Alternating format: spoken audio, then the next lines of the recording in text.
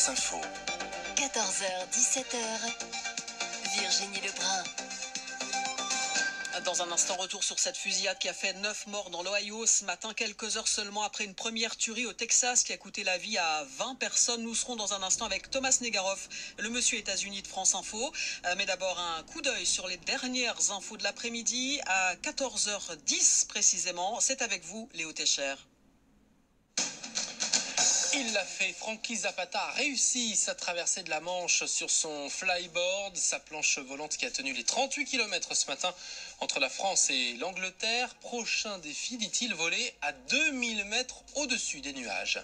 Après les manifestations d'hier en hommage à Steve, les Nantais attendent désormais la vérité, toute la vérité selon la maire de Nantes, Johanna Roland, qui salue le recueillement calme et particulièrement digne d'hier matin des roses jetées dans la Loire. Elle condamne en revanche les violences de l'après-midi, des débordements en marge de la manifestation contre les violences policières, 42 personnes interpellées. À Hong Kong, la police anti-émeute tire du gaz lacrymogène pour disperser les manifestants. Un nouveau rassemblement anti-Pékin aujourd'hui sur le territoire semi-autonome. Hier déjà 20 personnes avaient été interpellées. L'Iran annonce la saisie d'un 3e bateau étranger en moins d'un mois. Un navire citerne dont la nationalité n'a pas été précisée. Il transportait, selon les gardiens de la révolution islamique, 700 000 litres de carburant de contrebande.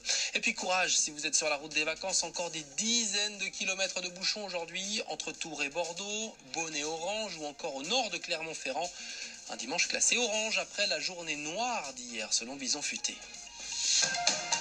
France Info.